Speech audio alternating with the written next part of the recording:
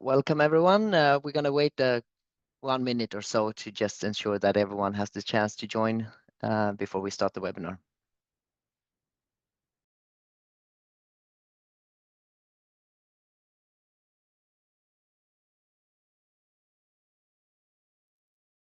Okay, at least I should be in. Can you hear me and see me? Cool.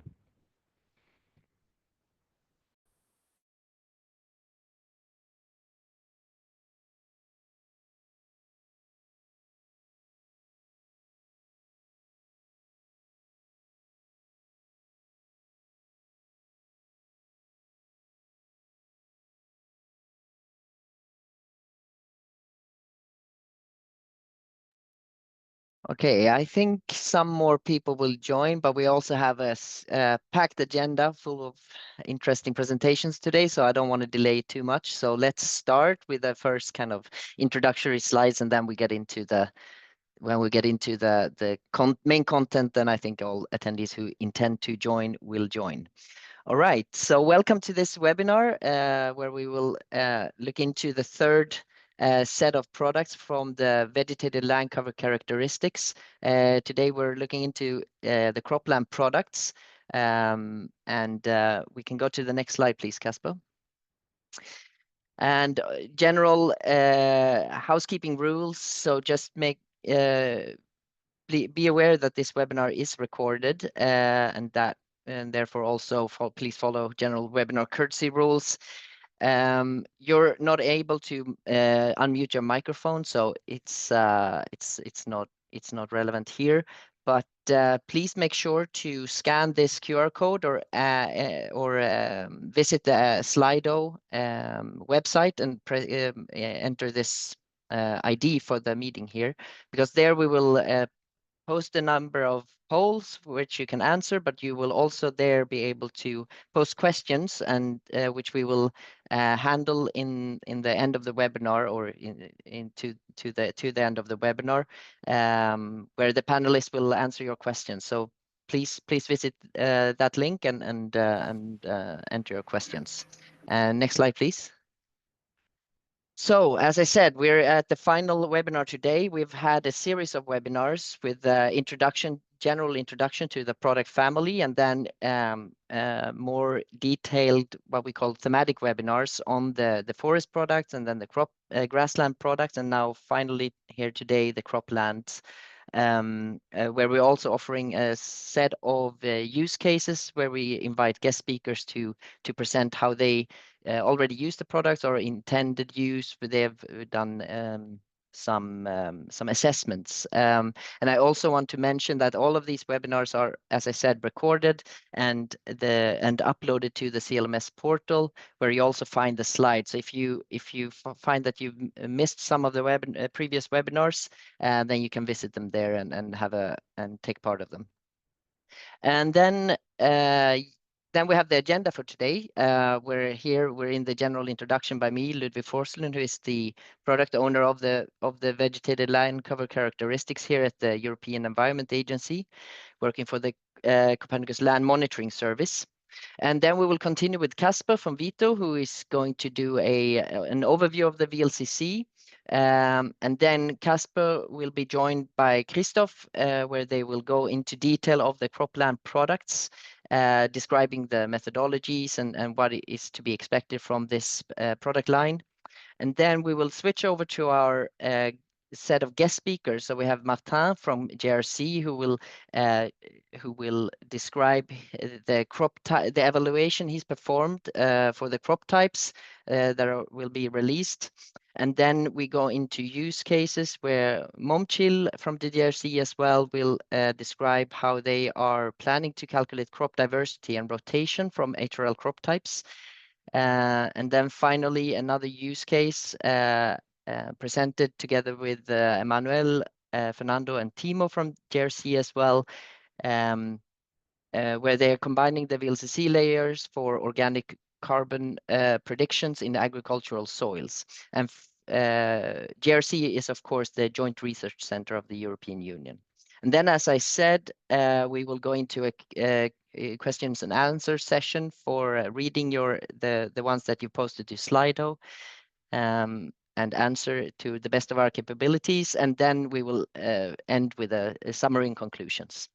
So that takes us into the first presentation, where I can leave the floor to Casper then.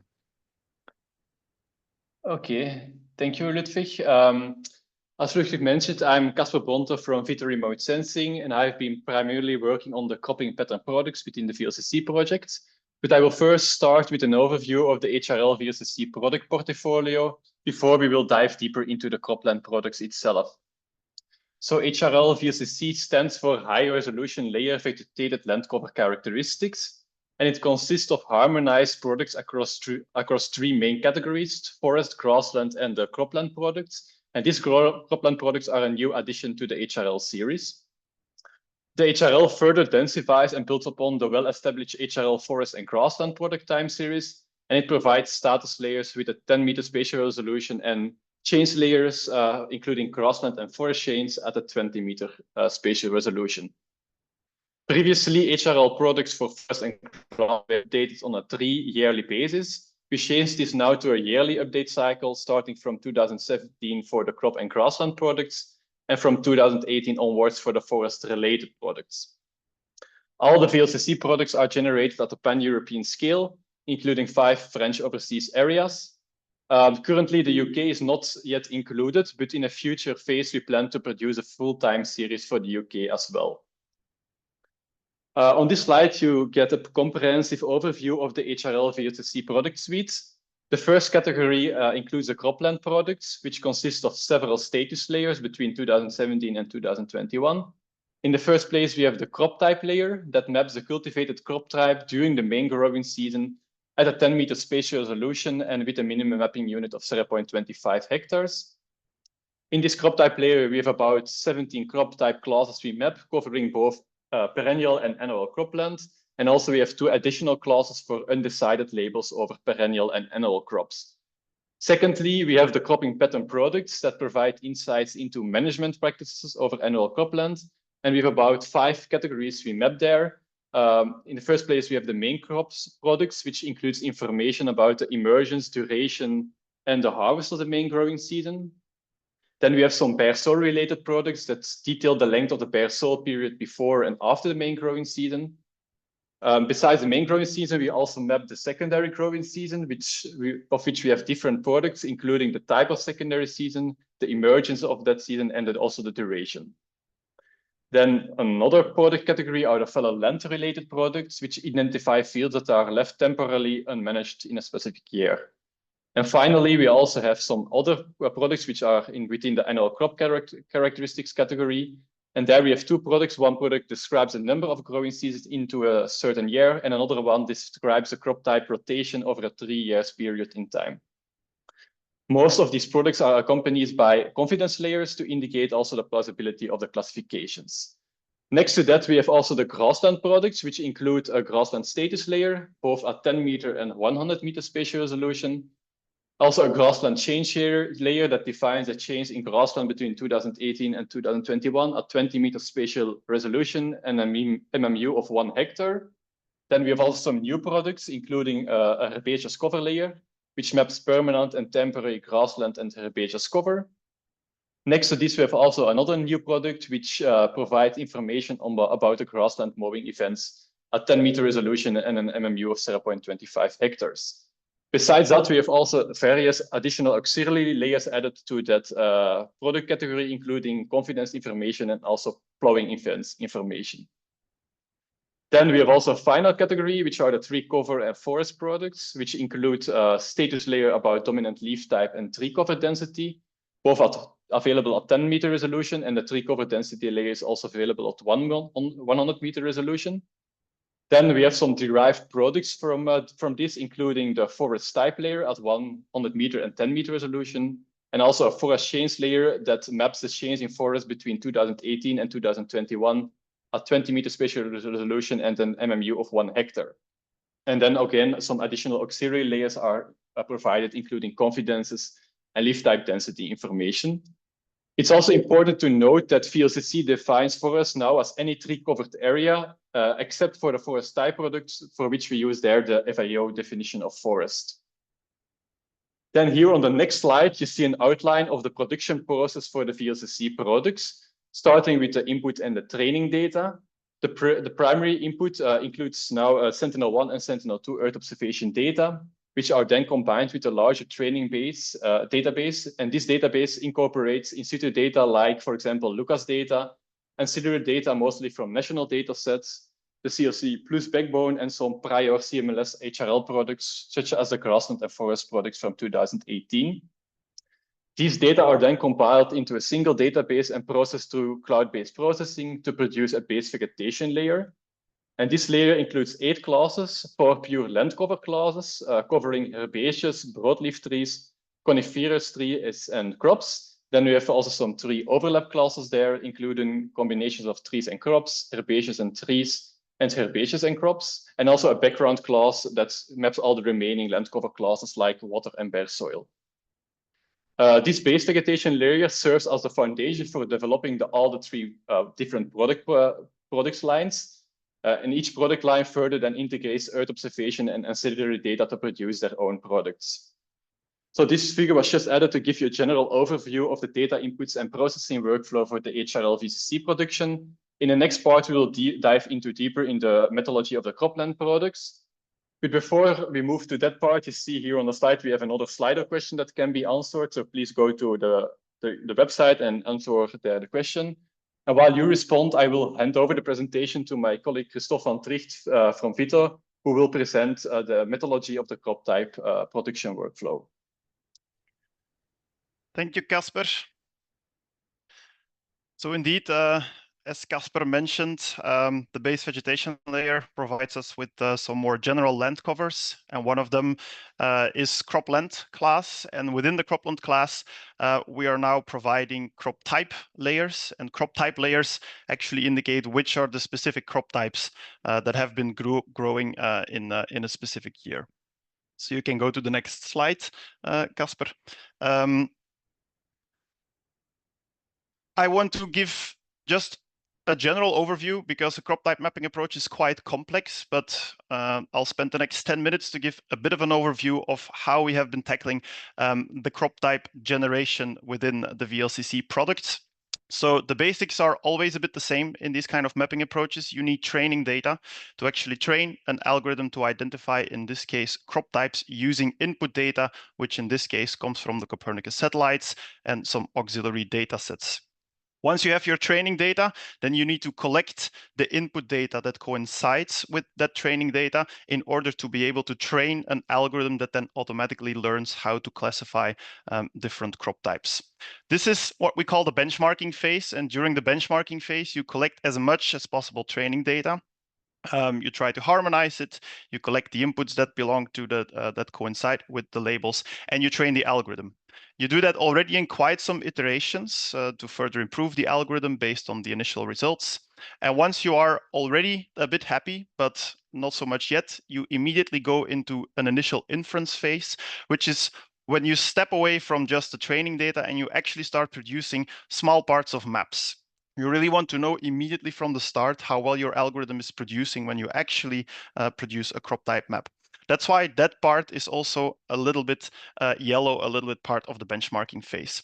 There are quite some feedback mechanisms where you learn from the first initial inference testing phase, where you need to collect more training data if possible, where you need to tweak and tune a bit the algorithm in order to finally come to a model and a workflow that works well over the entire territory that you want to map.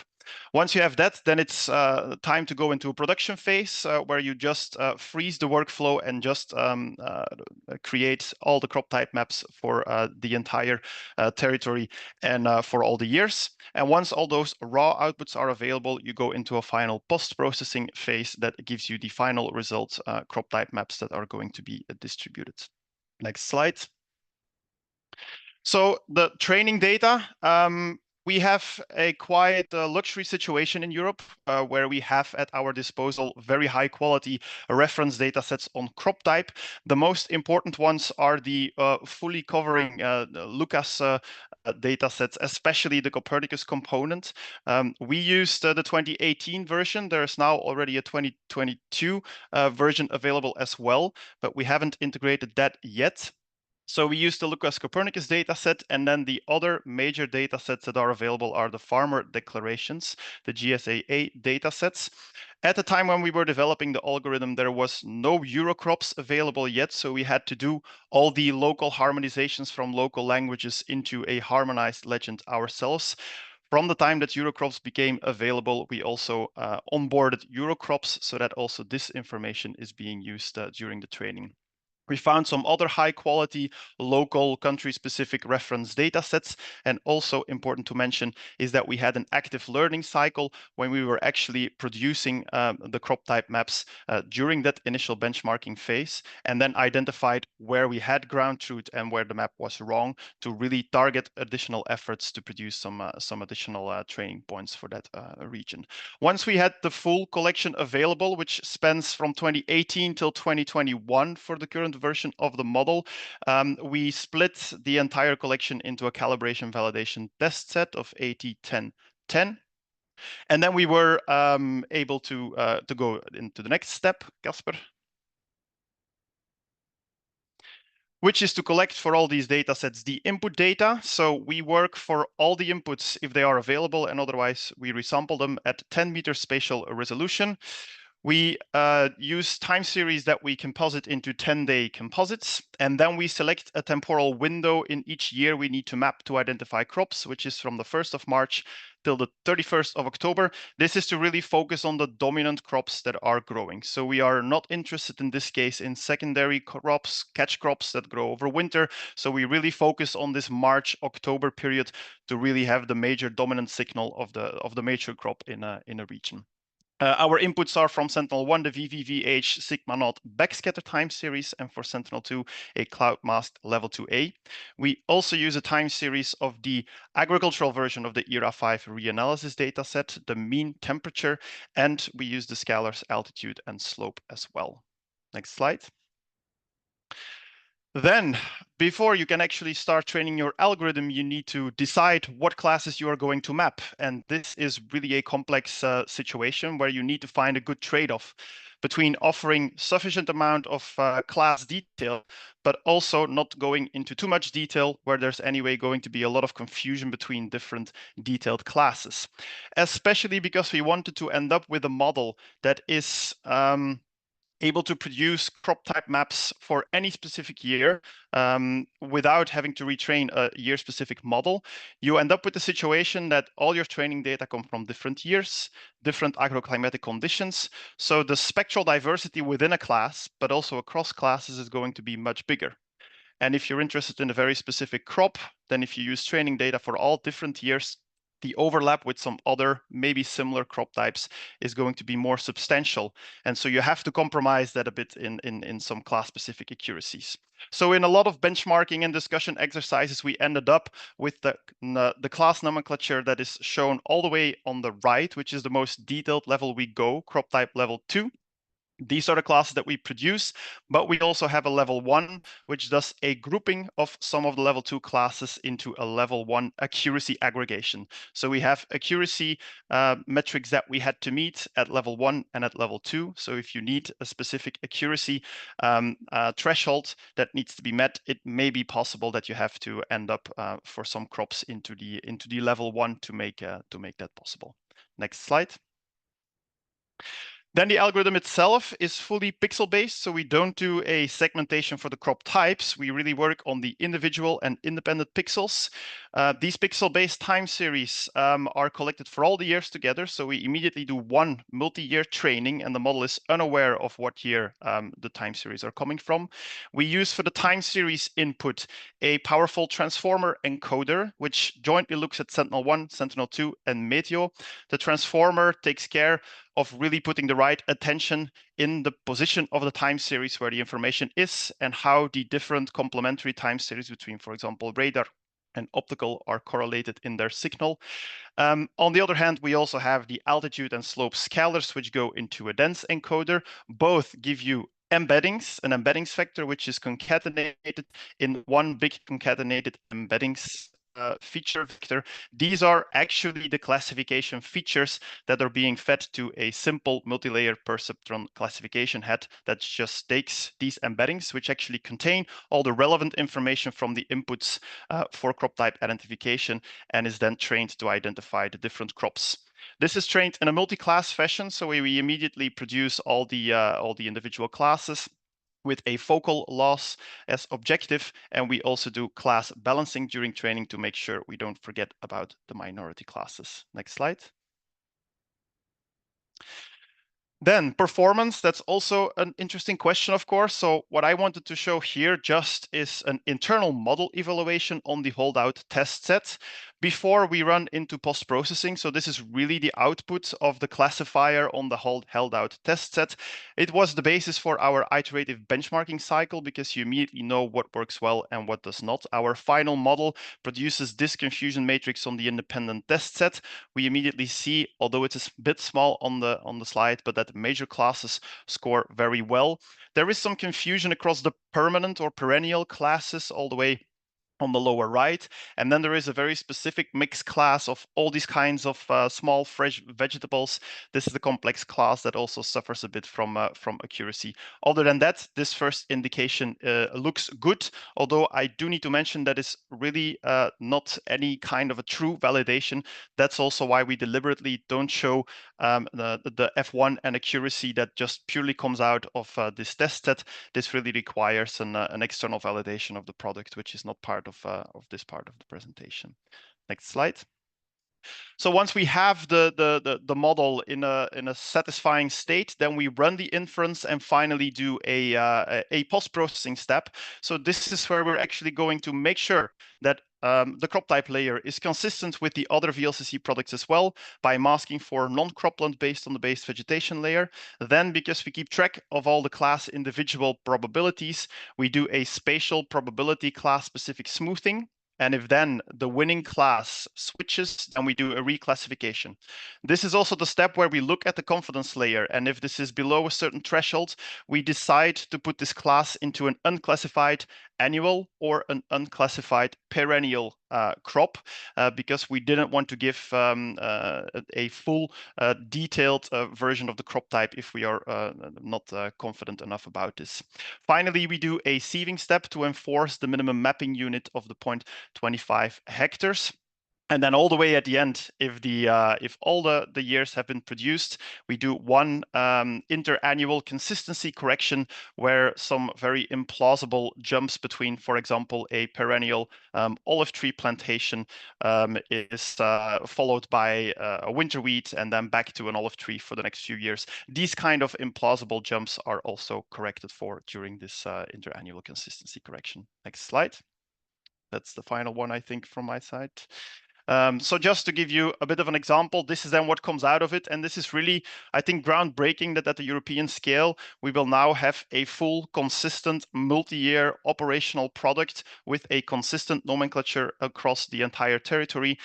This is just one snippet from France that shows you the dynamic nature of agriculture, but also how we will now be able in downstream applications to really look at this and to really have this time series of crop type for all these kind of downstream applications. So that's pretty exciting. I hope this was, in a nutshell, how we were producing the crop types. If there's any questions, I'll hear that afterwards. But for now, Casper, back to you. Okay. Thank you, Christophe, for the overview of the crop type methodology. I will present to you now the cropping pattern product workflow. As you can see on this slide, you see a general outline of the processing pipeline used for generating these products. I will guide you step by step through the different steps of this pipeline. But let's first start at the beginning of the process. And this starts with determining the locations where cropping pattern products need to be generated. And for this, we rely on the HRL crop type classification layer to extract only annual cropland locations. Permanent crop types are excluded as they cannot provide relevant cropping pattern information on bare sow period, secondary crops, and so on. Next, to identify parcels with homogeneous temporal behavior, we apply a parcel delineation algorithm. And by combining then the delineated parcels with the annual cropland locations from the crop type layer, we define the cropping pattern parcels that will be used for the product development. As previously mentioned, all the products are with a MMU of 0.25 hectares, so all parcels smaller than that will be discarded from the product generation. Once the parcels are defined, we proceed to the next part, which is the detection of the seasonality at the parcel level.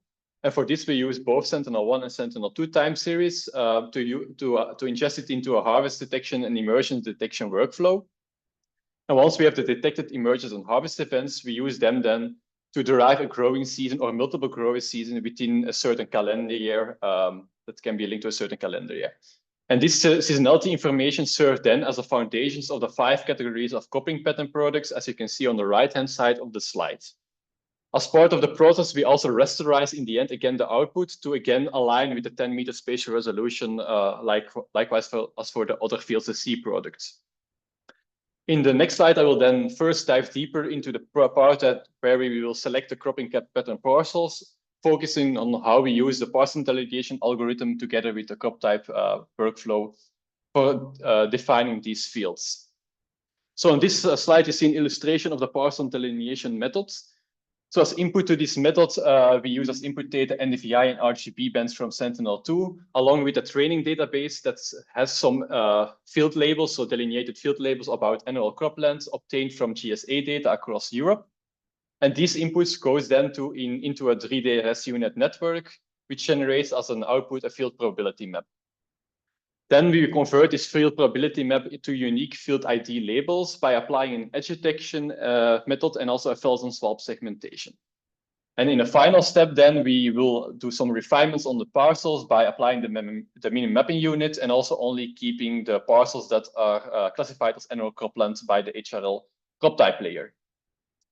As we also use these parcels to extract Sentinel-1 and Sentinel-2 time series for the harvest and emergence detections, we also apply an inwards buffering for these extractions to minimize the effect of edges on these extractions. In the final product, we of course use the original shapes to produce the cropping pattern products itself. After this, we have on the right-hand side the corresponding results of the parcel delineation algorithm that has been masked, for example, for an agriculture area in the northern France.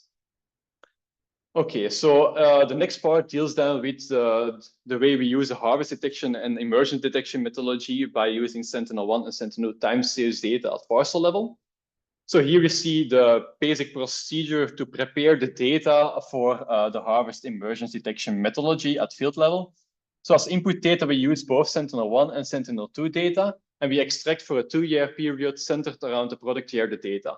And this is needed because if you don't apply such a temporal buffer, you will also miss certain seasons that happens across the years. For example, for winter cereals, these crops are already planted in the year before, so we need to add a buffer around the calendar year to also properly include emergence events of these kind of crops. Then for the extractions itself, so it's field-based, so we average all the satellite inputs within the fields. And in case of Sentinel-1, we use the VH and VV backscatter intensities. And from this, we derive the ratio of VH to VV after applying a noise reduction on these time series data. Then once we have the ratio of the VH-VV, we convert it in the end to decibels by applying a logarithmic transformation. Then from Sentinel-2 data, we use both FEPAR and the normalized burn ratio. The MBR index is also added here because it has been found particularly relevant to detect the harvest events of secondary crops. All Sentinel-2 data undergo also a cloud masking, and in the case of NBR2, we use an interpolation method to fill in the cloud-induced gaps. And in case of the FEPAR, we use a more innovative way to fill in the cloud-induced gaps, and there we use an approach called CropStar, which is an in-house technique that is trained on the correlation between Sentinel-1 and Sentinel-2 and is able to produce daily FEPAR estimates by having input from FEPAR and the Sentinel-1 backscatter intensities. In case of the harvest detection method, we use all 3 indices as listed on the slide. And in case of the emergence detection workflow, we focus only on the FEPAR derived from the CropStar method. And I will first focus now on the emergence method itself. So as you can see on the slide, we had also to decide on a definition of emergence. And in this case, we decided that emergence only could be properly detected as the moment that the first leaves are unfolding on the field. So again, this is a field level approach and that has been applied. And to develop the algorithm, we used in situ data on emergence events to study basically the behavior of the evapor around an emergence event to know which kind of metrics are the best suited to detect it from the time series level. So from this analysis, we defined some generalizable rules and thresholds to ensure a robust and consistent detection of emergence. But because we have a quite limited amount of in situ data set across Europe, a rule-based method was preferred in this case to keep the method more simple and also easy understandable. And on the right-hand side of the slide, you can see then the key parameters that were used to select these emergence detection methods. And we applied then a Monte Carlo type of simulation to allow a repeated evaluation of the method under different parameter configurations. And then through an iterative process, we minimize the prediction error and then got the final set of parameters to allow the emergence detection. So this method is a quite lightweight approach, capable of detecting the emergence events as soon as the first leaves are unfolding on the field.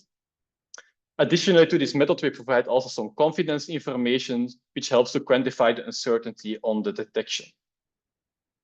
Then the next part will deal with the harvest detection method itself. For harvest, we defined it here as the detection of the moment of removal of total standing biomass. So we will try to detect that moment in time. So it's again a field level approach and used in situ data collected on harvest events across Europe. And as method, we selected a sequential neural network to process the multiple spectral metrics from Sentinel-1 and Sentinel-2 for detecting the harvest events. Usually a harvest event manifests itself like an abrupt event on the time series of both optical and SAR-based metrics, and that can be easily exploited in a sequential neural network type of model. And this model has been trained in a way to distinguish the temporal behavior of harvest events from other activities using time series data from the 3 different indices within a 30-daily window. And each of these 30-daily window was first defined if a harvest event occurred within that window or not, to let the model train on that part. And then the network outputs gives us output a probability attached to each 30-daily window. And then once you have that, you can use that trained network to output the probabilities throughout the 30-daily window, moving throughout the time series, like you see here on the slide.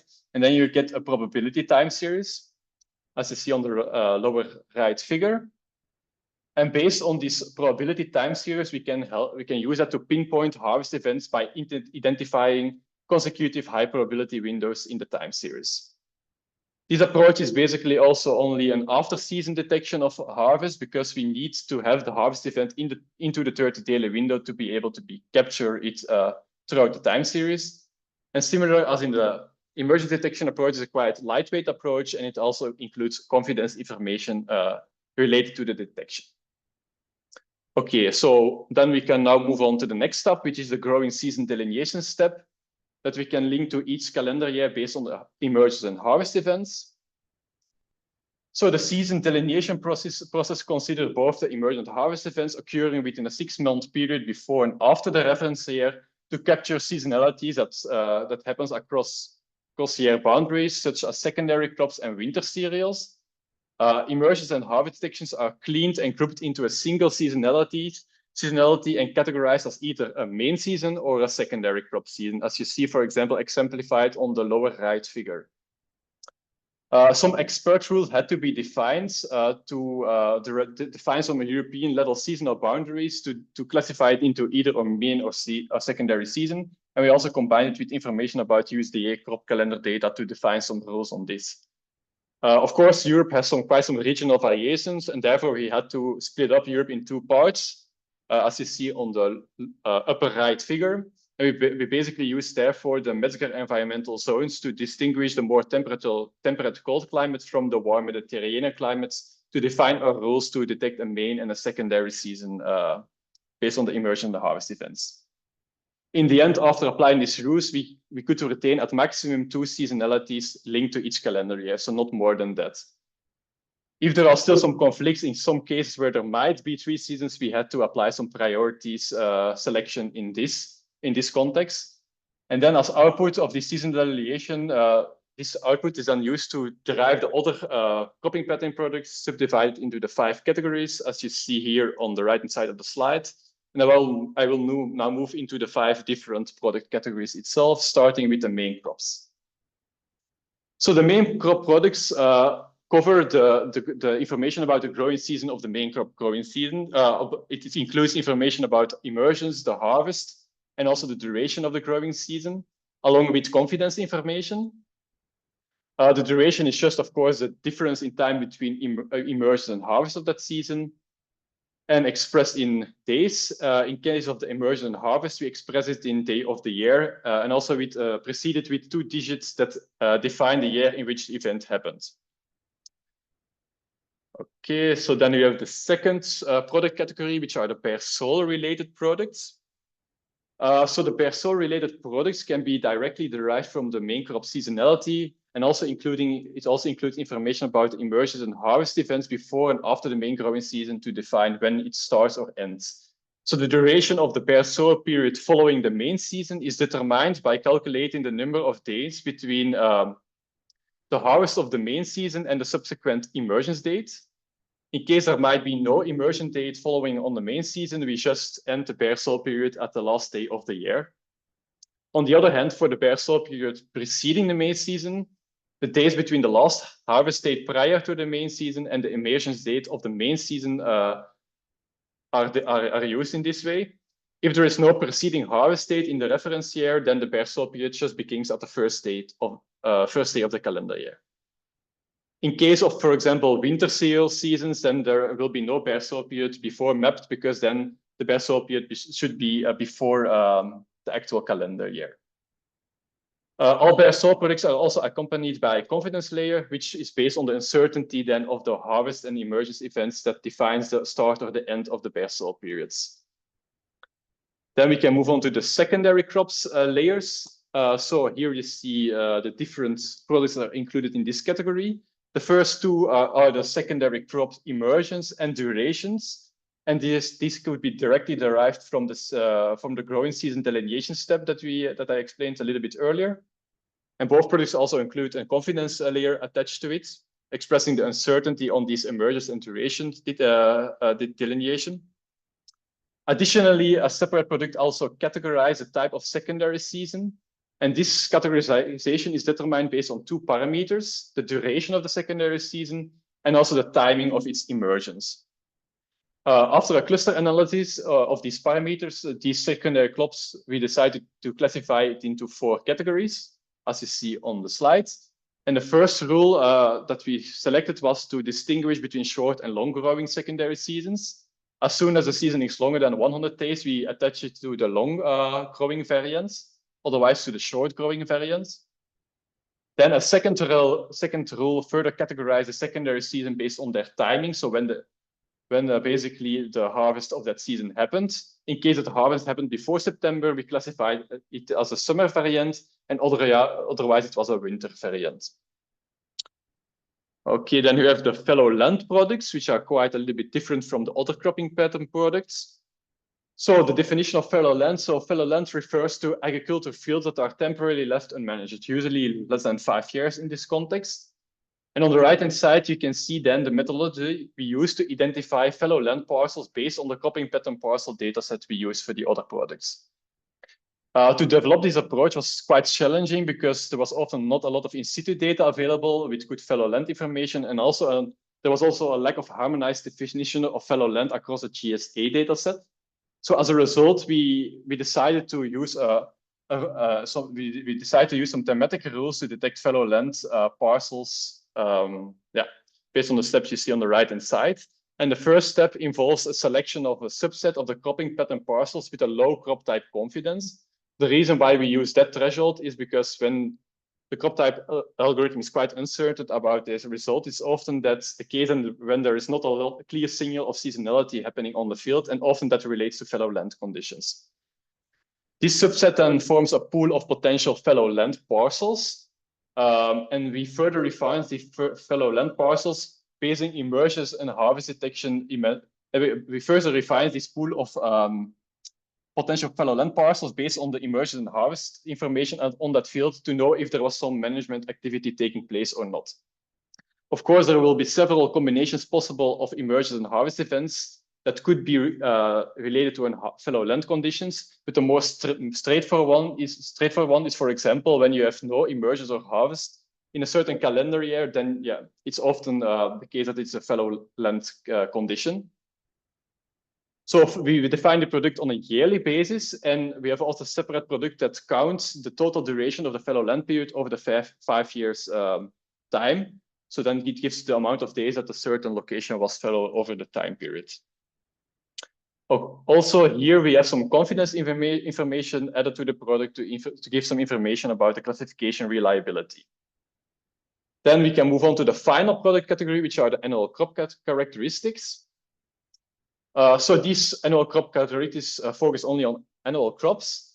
And we have two products here in this category. One of them defines the number of growing seasons within the calendar year, and the other one defines the amount of unique crop type labels in a 3 years time period. In case of the number of growing seasons within the calendar year, we just use the crop type layer and the secondary season crop type layer to define the number of growing seasons with a maximum of 2 in that case.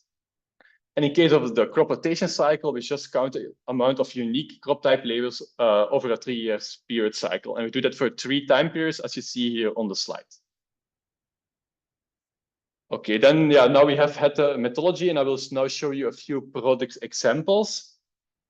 So in this first example, we see the harvest period for 2 growing seasons in France, one in 2018 and the other one for 2019. The year 2018 was characterized by warm and dry conditions, which led to a quite early end of the growing season. And this you can also see on the image itself. So for example, in 2018, you have more bluish colors compared to 2009. For in 2019, you have more bluish colors compared to 2018, meaning that the harvest happened later in 2019 compared to 2018. So yeah, it's just an example to show you that also the harvest events and also the emergence events will react to different weather conditions in a certain calendar year, and also can be used to study the impact of such weather conditions on the harvest and emergence patterns.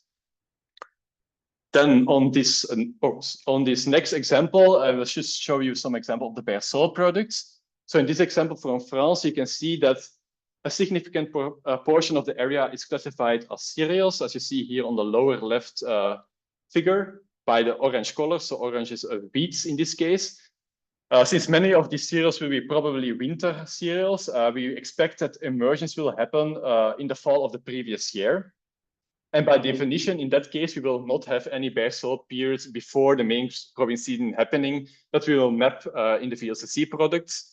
You also see that nicely here in the upper right figure that we have a lot of gray areas, meaning that we have no Berceau period before the main growing season. On the other hand, you see here also on the lower right, the Berceau period after the main growing season. And this, the length of this season will of course depend on the crop type on the one hand, but also if there is a secondary season taking place or not. Then just a final example about the fallow land products for a location in Spain. On this slide, you see the presence of fallow land in orange for 2 years, 2017 and 2018, along with 2 optical Sentinel-2 images for 2 different periods along the growing season. As you can see, in 2017, you see a significant area that was identified as fallow land. And that also nicely aligns with the Berceau conditions you can see on the optical images throughout the growing season. In case of 2018, you see there was a lot of fewer fallow land happening, but you see then also nicely that it again aligns with Berceau conditions or not. For example, the area that in 2017 was classified as Berceau has now clearly some vegetation happening on the field. So that was it for the part on the cropping pattern products, and we will end this section again with the slider question as you see on the slides. And in the meanwhile, I'll give the floor to our first guest speaker, Martin Claverie from GRC, who will talk about the HRL crop type evaluation. So Martin, the floor is yours. Thank you, Casper. So we can move to the next slide, and thank you all and thank you EA and Vito for the presentation and for giving us the opportunity to do this validation. So evaluation, I would say. So we have been working with the GRC and my colleagues. So we have several presentations in a row from the GRC on evaluating and using this data set. And here the presentation we relate only on the CTI product, meaning the crop type layer that has been presented by Christophe earlier.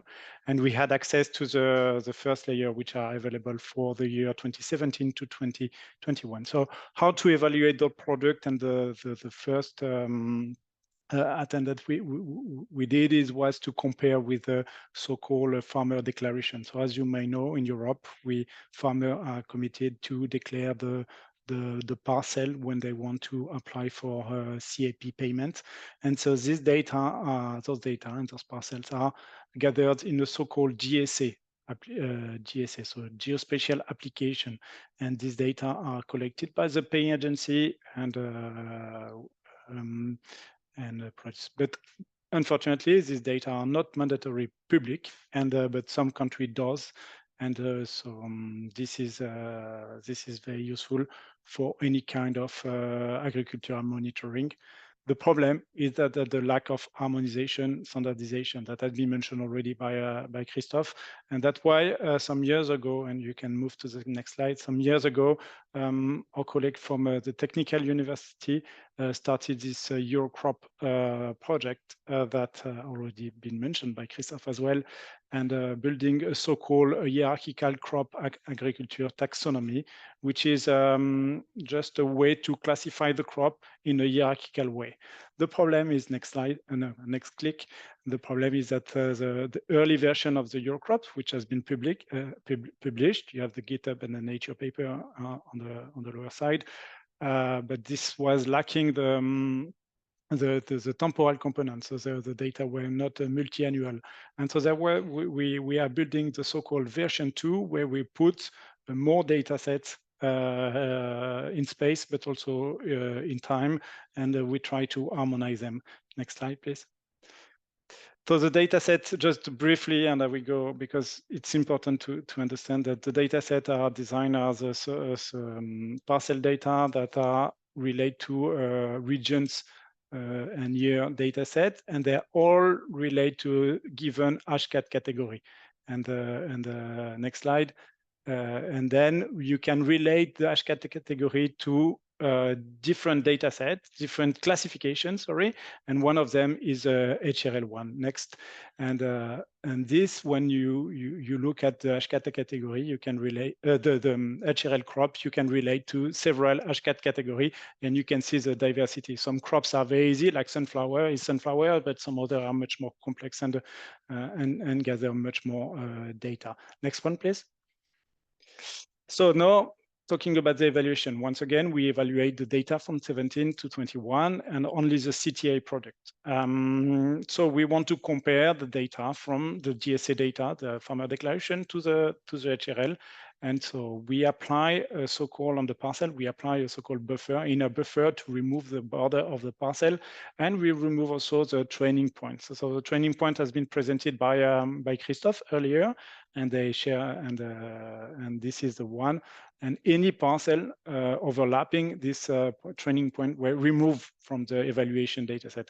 And then it's just a simple zonal statistic when we evaluate all the pixels belonging inside the parcel with a 10-meter buffer, and then we can compute the usual metrics from it, like overall accuracy or F1 score. Next one.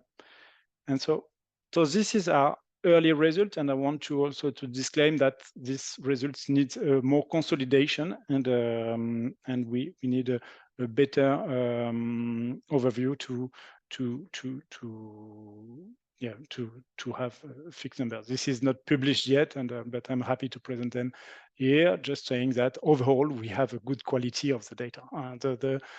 We have a few confusion on the main country, but and the overall accuracy is about 90 90% here for this 21, except if you see in the Portugal, in the lower left, you see the Portugal when you have more confusion for some from cereals. But overall, we were quite happy. On the lower right, you see the Bulgaria, and this is interesting because in Bulgaria, we know that none of the data were available for doing this evaluation, meaning that Bulgaria was a bit, no data were used in Bulgaria from 21 for training the data. The only data used in Bulgaria for the given algorithm was from Lucas, and but this was not in 21. Next one. So then we gather the information per year. So we look at the temporal variation, and we see that overall we have a good overall accuracy with good performances and a few confusion.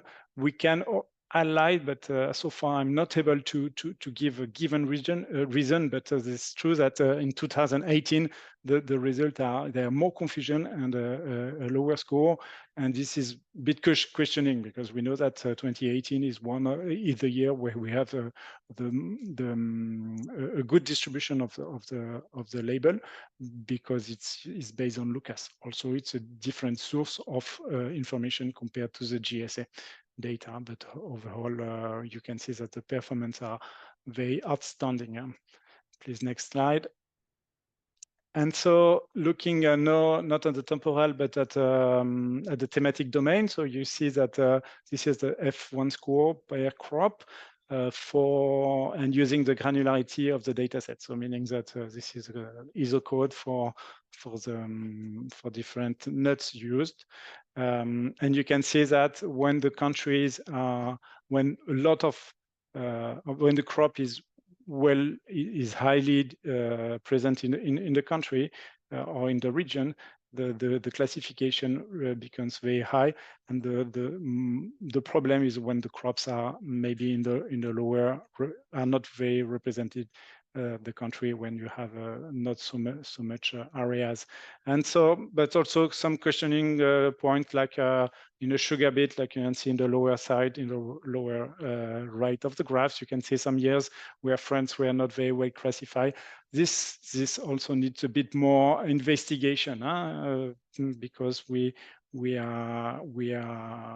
results are very early results. This is also good because this kind of evaluation is useful for us because it can also help us to assess the harmonization process of the data set. So it's the two processes are working together. And I will go to my last slide where I see this is first. I will go to this one first to compare the overall numbers. So when you're counting the pixel, I know it's very questioning to count the pixel, but still it can be a way of information, and you can see. So we count the pixel per region. So on the left graph, so all the graph on the left at the national level, and all the graph on the right are at NUTS 2 level.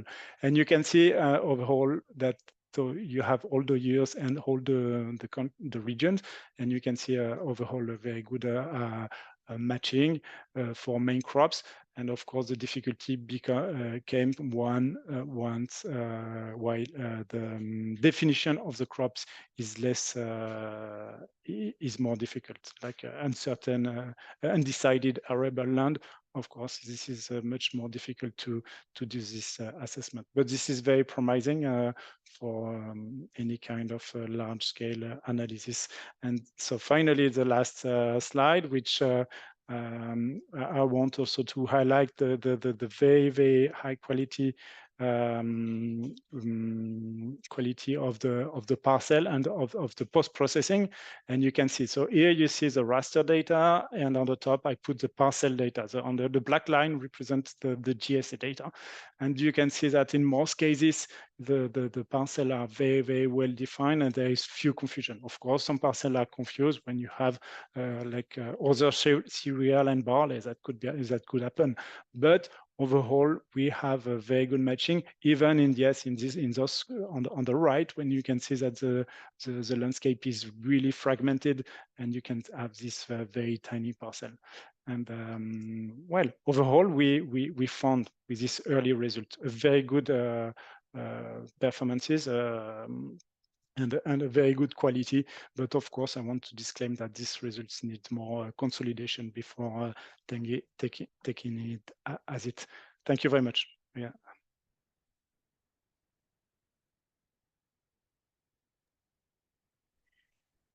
Thank you very much, Martin. Then we continue on with our next presenters from the JRC describing a use case on the calculating crop diversity and rotation. So please, Momo Chill, the floor is yours. And you're muted, I think.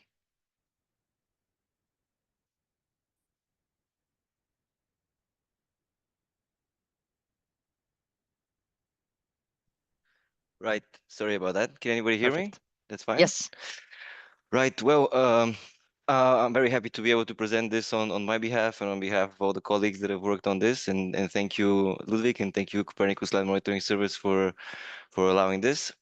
So as a good commission employee, I can start by introducing some of the policy context, the frame that this work is settled in. Just next slide, please. Yeah.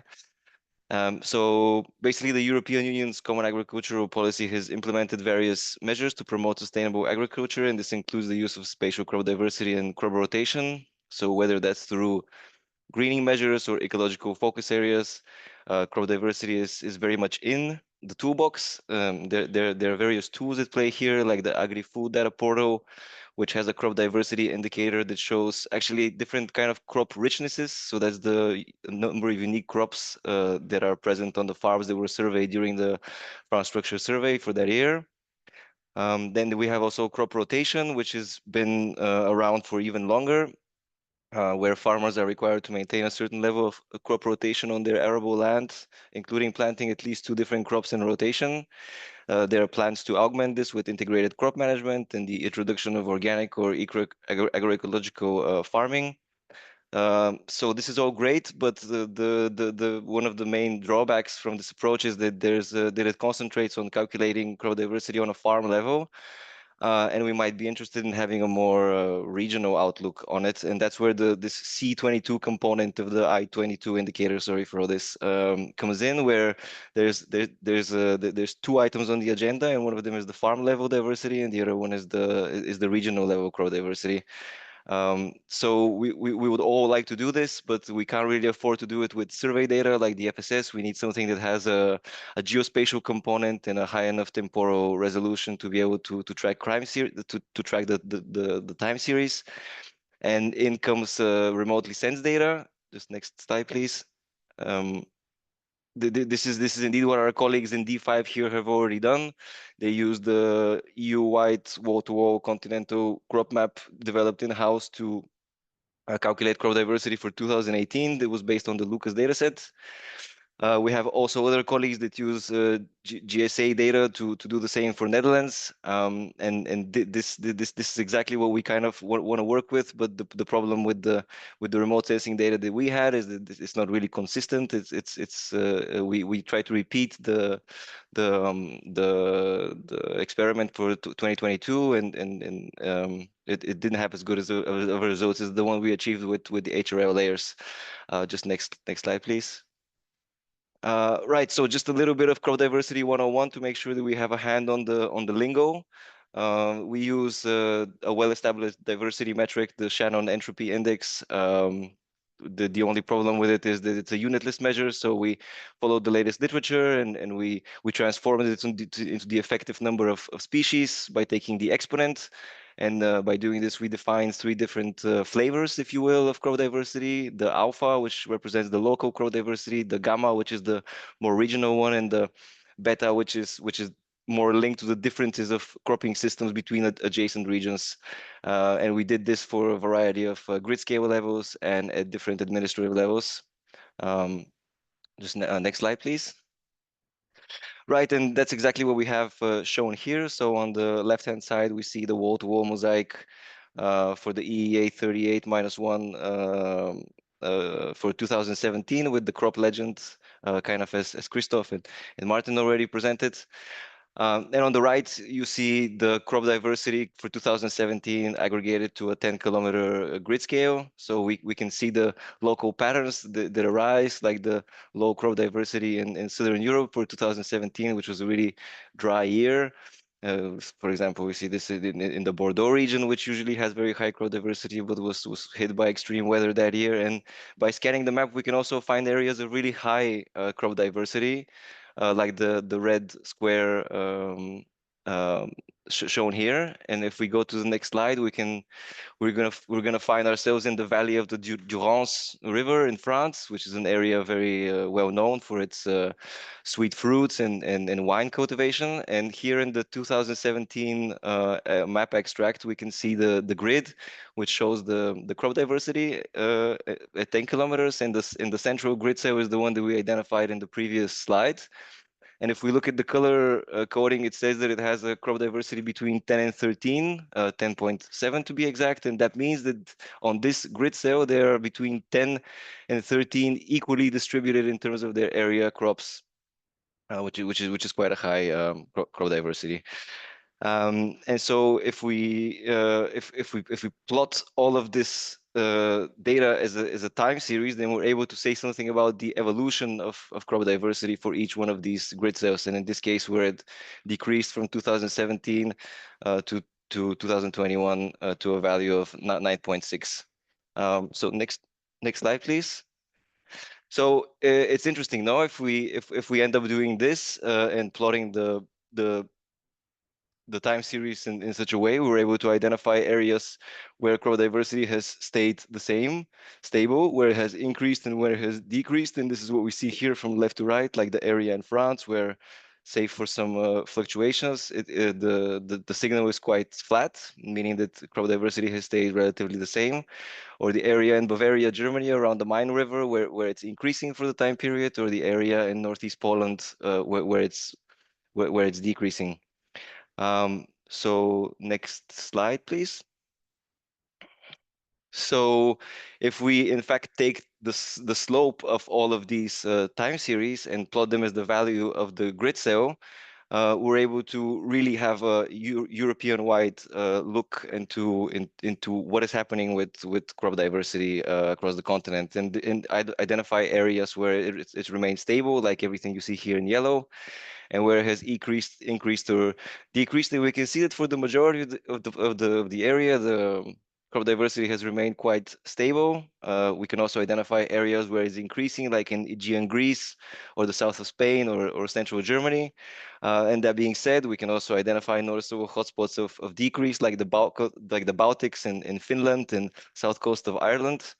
Now, for sure, much more analysis is needed in order to assess the statistical significance of these slopes of the time series, but we were happily surprised by some examples that we know something about. Like if we concentrate on this area here in Italy, in North Italy, where the Po River basin is, where in 2018 there was a severe drought, and this historically rice cultivating region was forced to diversify its crop production because they weren't able to grow rice that year. And since then, as conditions have returned to normal, they've continued growing rice, and so the decline in crop diversity reflects this change. So that's also kind of interesting that sometimes these fluctuations in crop diversity can be just a return to normal conditions. And it's interesting to try and find cases like this and to look at the underlying reasons why this might be happening. Next slide, please. Right, and being able to provide policy relevant information to policymakers is what we're here for, our forte. So being able to map this in some kind of administrative units like NUTS is very important. So that's what we have here on the left hand side is the median gamma. So that's regional diversity for each one of the NUTS 2 regions for the time period. And on the right we have the coefficient of variation. And whereas the figure on the left is showing us how different administrative area units are performing in terms of their crop diversification efforts. On the right, we can see where this change has been most pronounced. So areas where the difference between the years has been the most. And being able to identify these kinds of rapid changes with a really targeted approach is an invaluable tool in implementing solutions that are more targeted for the future. Next slide, please. So that was kind of all about the crop diversity part, and the other aspect, the spatial crop diversity part, and the other aspect of this work is the temporal one. This is a work led by our colleague Laura Martinez Sanchez. She really did a great job on this, and I'm happy to present this on her behalf. Just a little bit of, again, 101 on crop rotation. We extracted all the sequences of crops for the 5 years of data. We did this on a pixel level and generated a lookup table which indexes all these individual rotations. And we then mapped the index of the rotation back to the raster. We generated a second band for this raster that lists also the shifts in jump of rotation, so that we might arrive to the original information. And this was necessary. We rattled our heads for a while in a way of looking at this data meaningfully and with reduced complexity, because it is a really complex piece of data when you start looking at all these rotations and sequences. And having the data in this way was really instrumental in being able to analyze it. So next slide, please. Right, and then we did a similar kind of data extraction, starting from the smallest aggregation unit, which is the local administrative units of Europe, the so-called LAUs. We extract the 5 variables. So first, the aggregation level, which is the aggregation level of the crop type legend. As Christoph showed you, there's a level 1 and there's a level 2, and there's also like the general crop classes. And this might be interesting for someone who, let's say that the use case doesn't really see a differentiation between the different kinds of cereals, and they're interested in when cereals were rotating with something else instead of a rotation within cereals. So we provide this through the aggregation, through the levels of the crop legend. Then we also have a variable that shows whether the rotation is circular or sequential. So whether we're talking about a closed 5-year or 4-year or less year rotation, or whether the sequence kind of continues and we're not able to map this to an actual circular rotation. The frequency of this rotation, which is how many instances of this rotation is present in the nuts region, and then the area that it occupies and how many years were left with no data. And of course, we do this throughout the nuts regions so that we can say something at each nuts level, have the same kind of information, just aggregated. Right, and then just the next slide, which actually shows you the results. So having the data in this way allows us to have a very detailed observation into the practices that have shaped specific areas in Europe. So here on the slide, we see the most common crop rotation in 4 respective LAUs across Europe, alongside their relative distribution in terms of the percentage area that the rotation occupies in the LAU. So just by looking at it, I give you a moment to kind of check it out. We're able to identify areas and they have rotations that involve permanent crops and track their evolution and status. We know permanent crops are very important for the landscape as they tend to stay there for longer. We can do the same with crops like dry poses and their rotations in order to quantify some nitrogen fixing potential for that year. We can identify areas of monoculture, like this one in West France, which has a heavy maize cultivation. And in general, it was just really kind of awe-inspiring to be able to have all of this data in one place and to be able to extract such volumes of information that we think are going to be very important for policymakers, right? And then this, the last slide, some conclusions, right? So we're really happy to be able to work with the data. There's this like as Christoph mentioned, this is the first annual harmonized and spatially consistent crop type program that allows for the calculations of crop diversity and rotation on such a scale. We're thrilled at the fact that this is the possibility of having operational crop diversity and rotation data We feel this is a really good fit inside the agri-environmental policy toolbox, as it's an important factor in calculating and estimating biodiversity, ecosystem service pollution, the overall resilience of the food system, and so on. And yes, really thank you to Copernicus Land Monitoring Service and to Ludwig and to Vito for producing the layers and for allowing us to work with them. It's been a blast. Thank you very much, Momo. Very interesting presentation and use case for sure. And thank you for the kind words as well. We will now continue with the last presentation here, which is very fitting as well, as it's the last presentation of the webinar series. So we will look into combining two product families, if you follow the previous webinar as well, of the grassland products. So here, Emanuele Lugato, Fernando Fal, and Timo Breur will explain how they are combining the crop types and the grassland and herbaceous layers for carbon farming applications. So please, the floor is yours.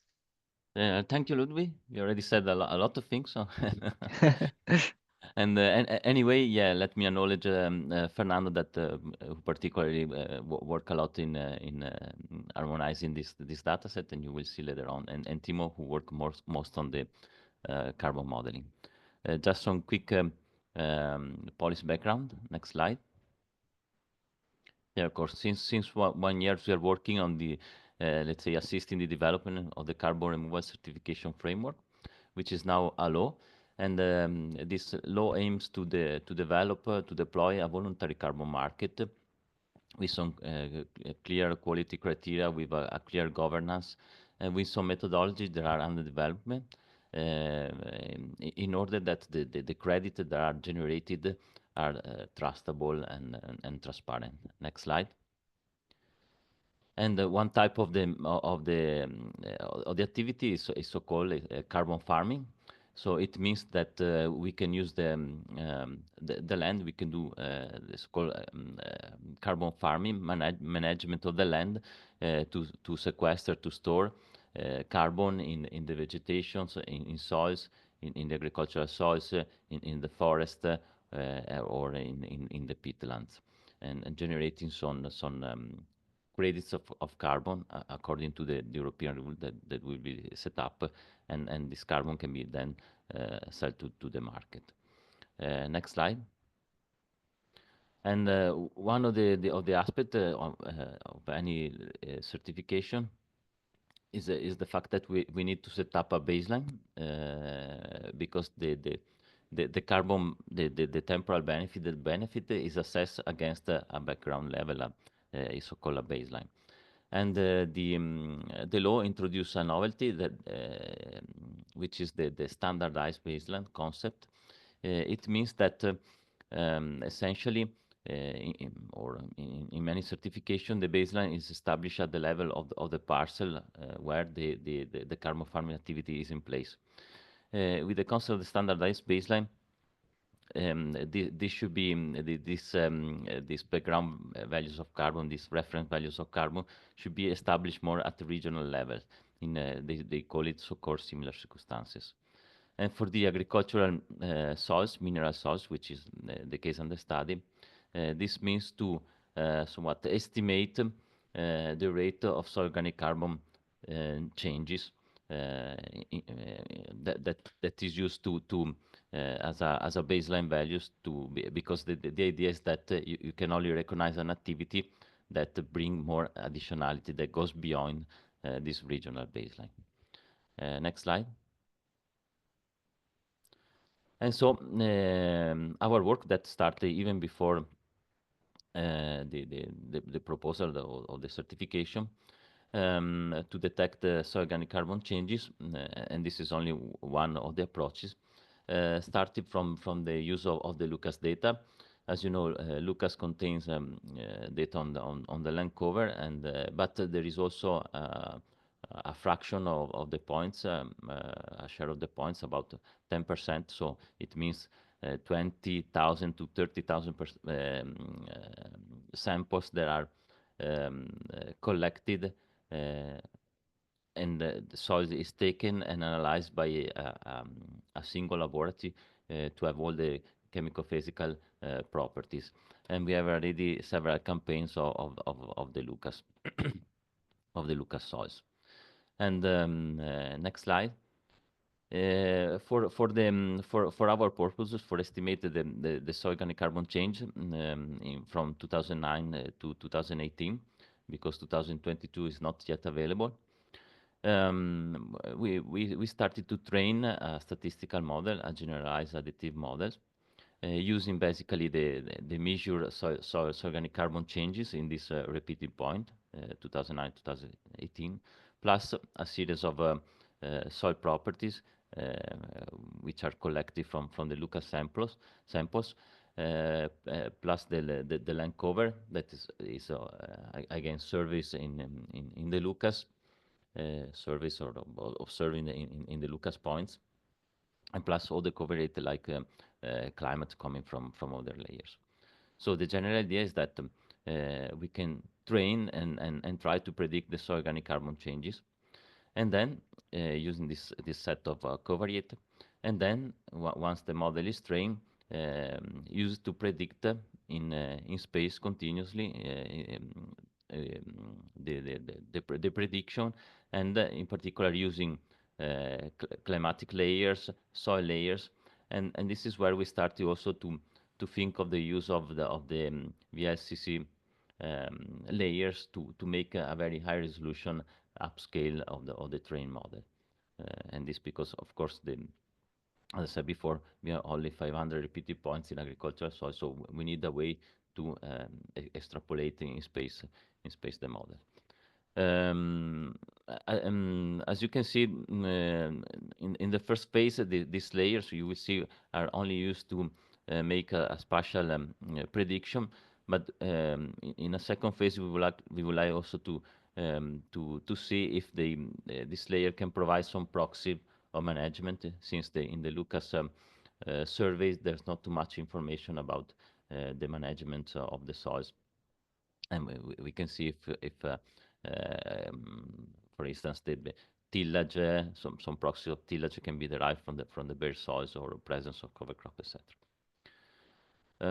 Next slide. So indeed, our work, this GAN model was already published by De Rosa et al. In Global Change Biology, but we fit the model for the purpose of this exercise, and one of the things that we did it was to reclassify the land cover. I mean the Lucas land cover in the 4 classes. So we consider the permanent grassland, but we have in the 3 in the 9 years basically only the presence of grassland. Cropland meant as arable crop, and this kind of lay cropping system when there is a rotation with in the crop rotation there is alternation between arable crops and fodder crops, and we also classify as a low or high cropping system, depends on the number of the lay compared to the number of the arable crops. Next slide. So and here comes the the work that we started to do on the VLCC land cover harmonization,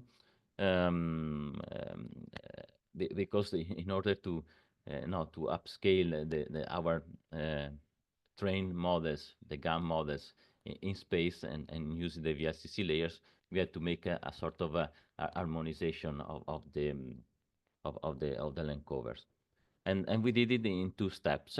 This I wanted to point out, these are preliminary results, and there are somewhat derived from our interpretation and looking at the manual and some previous meeting that we have but there are still margin to change because there are still things that are not clear.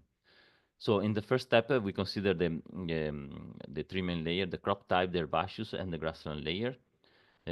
We convert everything to a binary format, if not already. So with 1, when the land clover is classified in that layers. We also divided the cropland type in permanent crop and in arable land. and we also consider this secondary crop layer, which is associated to the crop type. And for each pixel and in each year separately, we look if any pixel has a multiple classification. Because what we understood from the manual and the MIT is that pixel cannot have some multiple classification, like in the case, for instance, of permanent grassland and cropland in the same years. And except with some exception of the herbaceous layer, because we know that herbaceous and grassland should have this one combination, because the grassland is a subset of the herbaceous when basically the plow is not detected in the previous 6 years. And also we also allow some interpretation, like for instance the fact that the same pixel can be classified as a permanent crop plus an herbaceous layers. We interpreted this as the presence of an orchard with a grassland coverage. And again, we are a little bit still in doubt of some classification. For instance, the arable land plus the secondary crop, this arable land plus secondary crop, we consider it as we call it arable land plus cover crop. Indeed, the cover crop are really used in Europe. There's not too much, let's say, a secondary crop in the sense that a crop that can provide a grain in the same year. So we consider this classification as this combination as a presence of cover crop. And also sometimes we found out also the fact that the same pixel was classified both as an arable and an herbaceous. And so again, we didn't know what to do, and we somewhat give prevalence to the arable crop. Next slide. This allows also a kind of consistency check, because as I said before, we found out also combination that probably are not really possible. So I mean, in the same year you cannot have probably arable land plus grassland, or even this combination of herbaceous 0 and grassland 1, and so far so on. Next slide.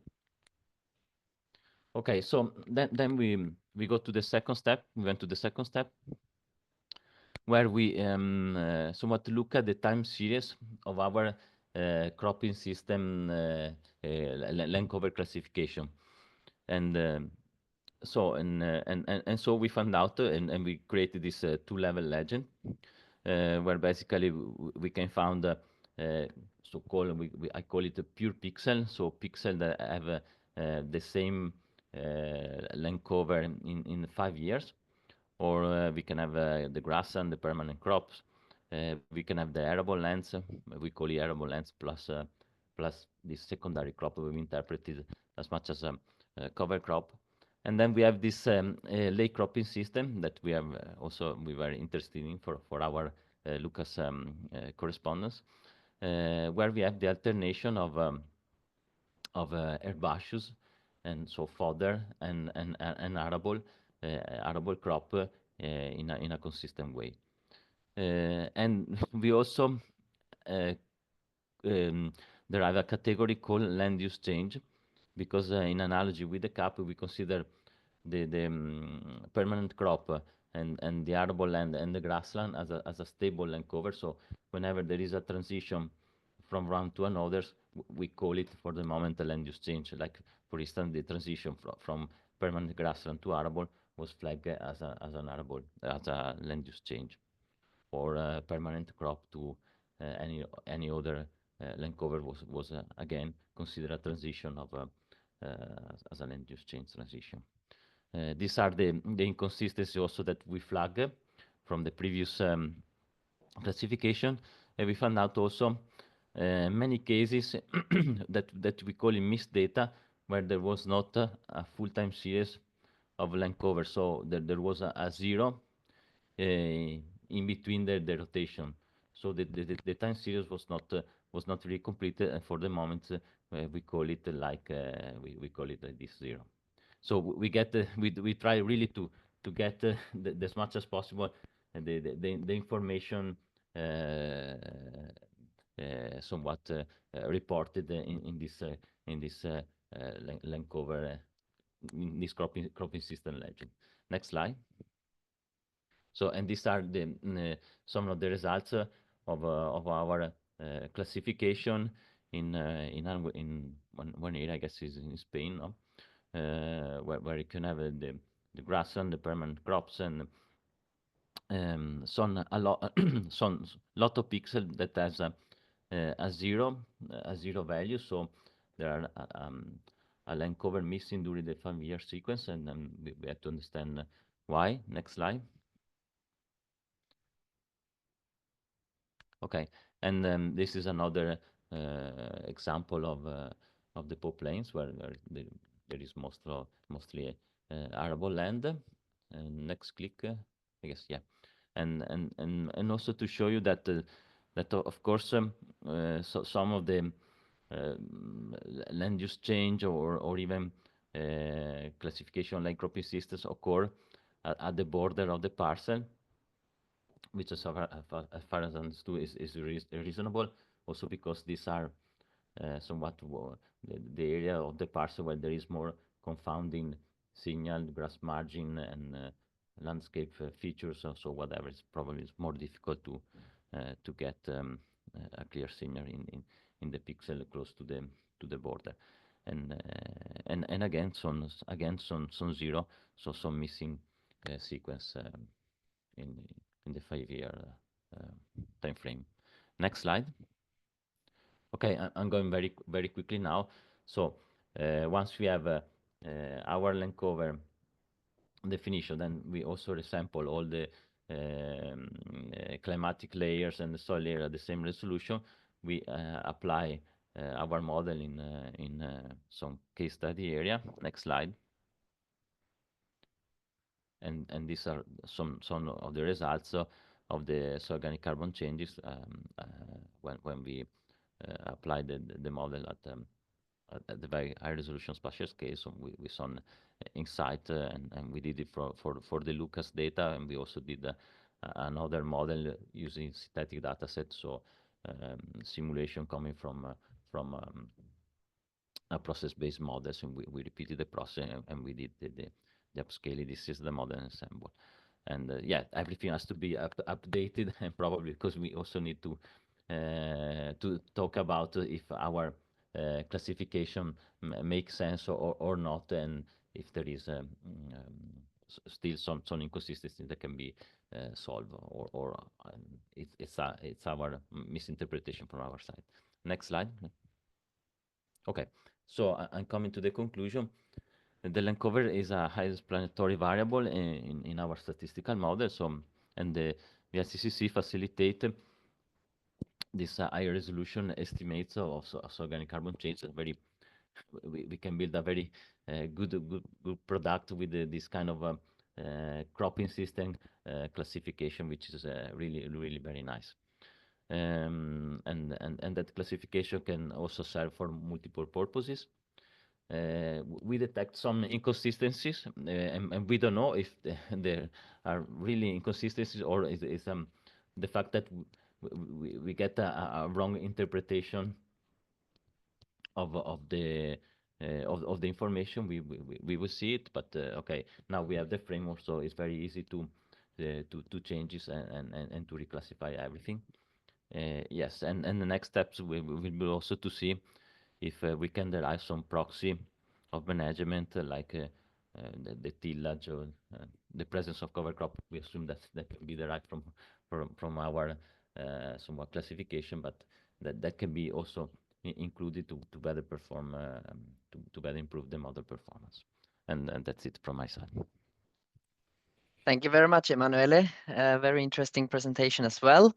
That leads to the conclusion of the presentation part of this webinar, and we will now enter the Q&A. I will also, as you see in the symbol in the top right corner, you see that there's a final poll question published on the Slido. And sorry, we are a bit late here, but we definitely don't want to skip the Q&A. So hopefully you're able to keep with us for a couple of more minutes so we can go through the questions. Maybe we won't have time for all of them. We have received quite a lot of questions, but I will start and I will go in the order as you have kind of voted for the most popular questions, and we will try to answer them as good as possible. So first one we have from Anonymous. Do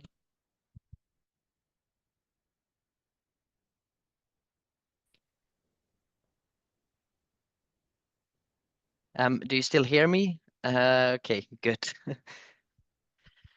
So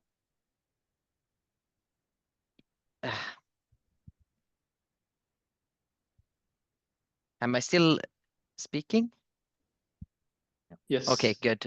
Something has happened here. Okay, I can. So let's go. Do you have a high-level presentation brochure for the Cropland product, something that could be useful for informing policymakers and the general public?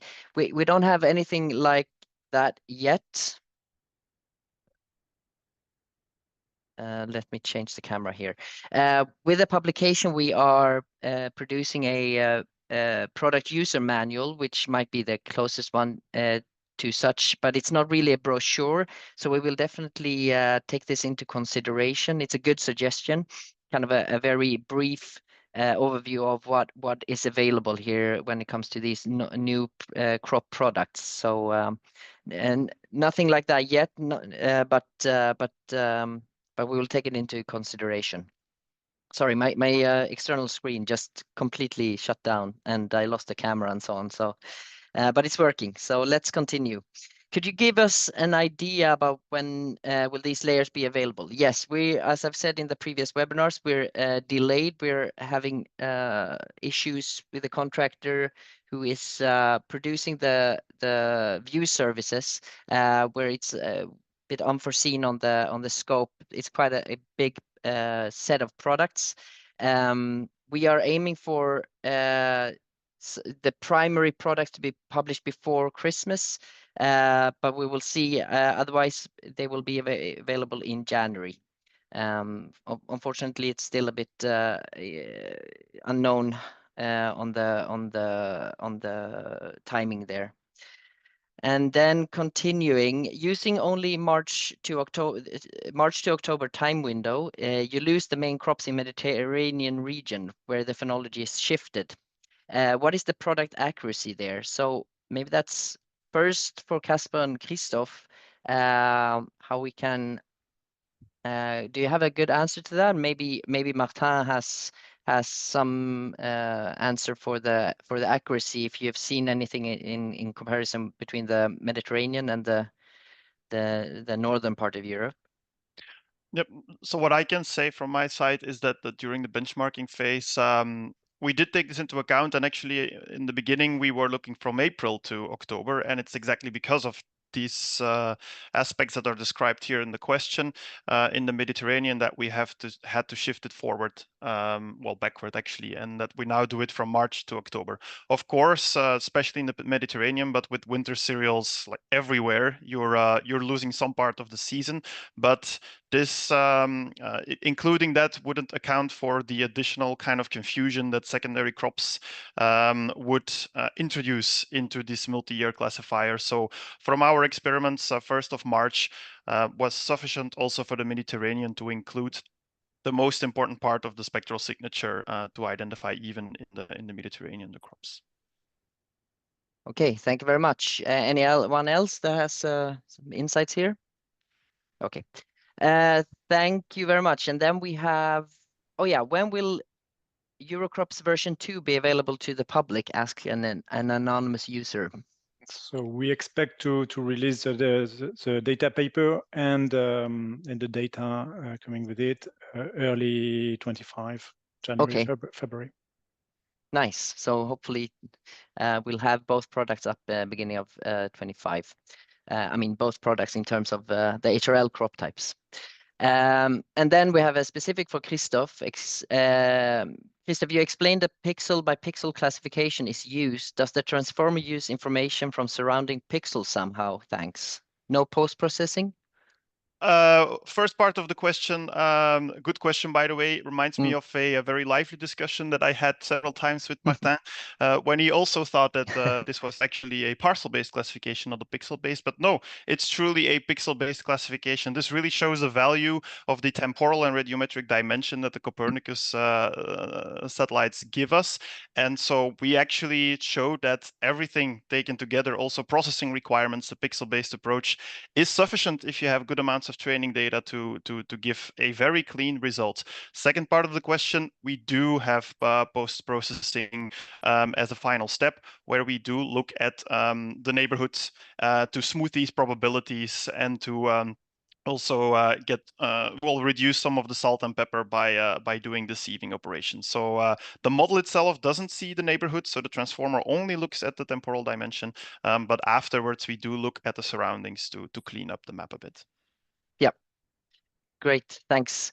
Then we continue. So Niklas asks, how do you see the crop type product giving additional value compared to using the farmer declaration data, the GSA? That's a good question. And I can start. I think mainly from my side, I would say availability. Of course, a production like this trained on the GSA data, which is only available in for different years or for different regions. We here produce a annual production, annual updates for the full continental Europe, and also can use it for neighboring areas where we don't have GSA data. But maybe some colleagues want to step in and have a good explanation as well. Martin? Yeah, the two products are showing different aspects and have a pro and cons on both sides. Huh? And the GSA, of course, is very accurate because this is a parcel declaration, and the level of error is very low compared to the remote sensing, where you have a bit more of error. Of course, you are in the order of 10-15% errors. But the advantage of the remote sensing product and the HRL is really also the consistency through times and through space of, even if you have a lower uncertainty, you have this consistency. This is like a stable uncertainty through times. When you take the GSA data, the problem is that the lack of harmonization in space, but also in time. If you look at the time series of GSA data, you will see some, because the countries, the member states, they decide at some point to change slightly the declaration, the crop type, the definition, and so on. So you have, and doing this analysis at a European level, it's very difficult. So we have this consistency to space and time, which is important. And of course, you mentioned that the coverage is much bigger using the product. Yeah. Okay, thank you very much for a great answer. We continue. Again, for Christoph, you explained that for unexpected crop sequences like WWH olive, WWH is wheat, right? So wheat, olive, wheat, you would correct it in the post-processing. What rules did you apply to correct this sequence for? The most important ones, so this was just example winter wheat olive, but the most important ones are that we look at the entire time series, which is now 5 years, and that if a single annual crop pixel, so a crop belonging to annual cropland, is surrounded by perennials, if that is the case, then we throw it out. Unless that happens at the edges of the time series, because we cannot know whether an abrupt change has happened or will happen or did happen just now. The other way around, we do that too. If we have one perennial that is surrounded in time by an annual, then we will also replace it with the second highest probability of the classification. That is an annual crop. That are the two most important rules that we have. Yeah, okay, thank you very much. I continue because I find the questions very relevant and good. So hopefully you can keep with us a bit longer here. Why do you work on NDVI time series, and why not the EVI2 or the WDRVI, this vegetation indices? I think that questions related to parcel delineation workflow, I think, where we used NDVI.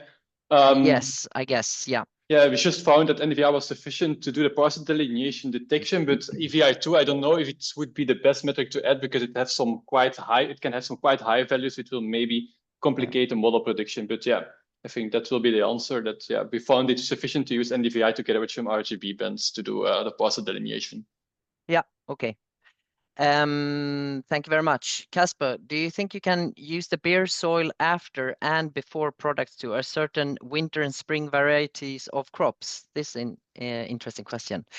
Yeah, we are looking to it, but I think besides the bare soil product, it's more interesting to look to the emergence periods, because for winter cereals, we know that should be happening, for example, in the fall of the previous year, and for spring cereals, it should be somewhere beginning of the next calendar year. So based on that information we have and the combination with the crop type layer, we can use that to separate the cereals classification of the crop type layer into winter and spring cereals more accurately. Yeah. Yeah, exactly. And as you mentioned, we're doing this feasibility study currently. Yeah. I would say both for understanding if we can add it into future production, but we will most likely also publish the conclusions of this, so maybe it can work as a guide until it would be added to, potentially added to the production, as a guide to users how to derive such data sets, because we indeed aim to, if we add such a thing to the production, they will use the already existing layers to determine the winter-spring distinction. I see you're voting here, so the question kind of jumps all over the place. Maybe I missed some questions now which you really want an answer to, but I will continue in the order I was in. And a user here says, I'm lost. First you say about using March to October data, then about secondary seasons. These products and descriptions seems to clash. Can you share a paper or methods? I think here that secondary seasons are outside of this, the March to October phase, right? So can you give a bit of insights there? How do they correlate? Yeah, I can give it a first go. This is really the March October is really to identify this main crop throughout the season, just to have the one dominant label that belongs to that year. That's why you focus on the March to October. These other products, they are more on the management practices happening throughout the year, and then we're no longer bound to just the main crop season. So this is why it seems like an inconsistency, but it's really complementary products. Yeah. Okay. Thank you very much. I will jump a bit here because I see there's a question for our use case for Montchill. Are the undecided classes considered in the SCDIV analysis? Yes, we considered all the classes, including the mixed ones, exactly because we thought that they would introduce a more realistic idea of the diversity that was present in that year. Even if it's a really mixed class, it seemed appropriate to include them. Okay, thank you very much. And then I think for Martin, there is a question here. There is already the harmonized dataset past Eurocrops and linking to a Synodo website, which is also doing harmonized EACS inventory. So no need to duplicate work. Are you aware of this, and can you describe the difference? Sure, this is a very high-level data set that we discovered and we were informed a month ago, and that will be published some weeks ago. So these are parallel activity indeed, but both of them get some added value in the sense that in our database, we relate to, first we designed a new hierarchical category toward the usage of the crop. I will not go into detail. Or we also relate to any other classifications, such as the one from Eurostat. But this is indeed a very valuable data set that will be published, I think, 2 weeks ago. This was parallel activity. Unfortunately, it's a bit duplication, I agree. But both also make sense in the future. Okay. Thank you very much. And then I think for maybe both of you, would it be possible to have access to the translation table you use to convert the national or subnational GSA data into the harmonized categories? So that's the HCAT, right? This is indeed what we call the Eurocrops project, which has been published in the first version. So I can put in the chat or somewhere. If you type Eurocrops on GitHub, all the data, the translation, what you call the translation table, are already available. And this will also be in the updated paper you mentioned earlier, right? We complement, but this version of Eurocrop has been complemented, and we updated like 2 weeks ago. We continue updating this project, and we will come in addition, putting some more valuable value in the sense that we use the temporal domain. So we don't use only 1 year, which is present in Eurocrops, but in the version 2, we will use a multi-annual, and also we will put the data set itself, meaning the parcel data. Okay, thank you very much. I will choose one last question. We still have 50 attendees, so there's interest at least, even though we're running over. But I will not hold our dear panelists too long here. So the last one is, I'm not sure if I've understood fallow correctly. Parcels are only considered fallow if they do not show vegetation during the growing season? Question. Yeah, I will answer that question. So fallow land, in the first place, we look to parcels with a low crop type confidence, but on the other hand, we also look to harvest and emergence events that are happening on that parcel or not. So it can be both location with bare soil conditions, and you have also no clear harvest and emergence events that can be fallow land. But of course, you can also have one emergence event due to natural vegetation growth and then no harvest event, and that will also be considered as fallow land. So it's not necessarily that there's no vegetation when we classify it as fallow land, just based on the management activities that are taking place within that specific calendar year. Yeah, exactly. Okay, thank you very much. I hope those answers were clear. We will also publish the answers, and we'll fill out the ones that were not answered here and publish them together with the recording and the presentation on the CLMS portal. So we can move to the summary and conclusions quickly, because we are, of course, out of time. So what we've seen today is a new product line in the high resolution layers, adding a major land cover type. It's a provision of annual crop types and cropping pattern metrics. And we've also seen production and GRC preliminary validation results showing high accuracy for major classes and certain crop types also with high accuracies. I will also inform that we have an independent validation ongoing, and it will be published in 2025. So this is with a different contractor, completely separated from the production, who is doing a similar a full validation of the data set, and will continue doing that for the upcoming data sets as well that are currently in production. As you've seen here, we have the 2017 to 2021 produced in the VLCC, but we are already fully up and running with the 22 and 23 layers as well. We have also seen throughout the webinars easy harmonization and interoperability with other vegetated HRLs, and also with other CLMS products is by design.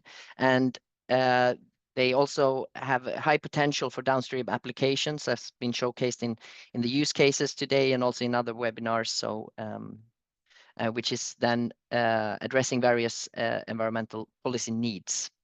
So by that, I want to say thank you all for coming here and for all the webinars. If you've attended more than this one, it's been very interesting. And of course, thank you to all the panelists and especially the guest speakers for sharing their work and insights into how we can use these data sets. Thank you all. Thank you. Bye. Thank you. Bye-bye. Bye, everybody. Thank you very much. Thank you. Bye-bye.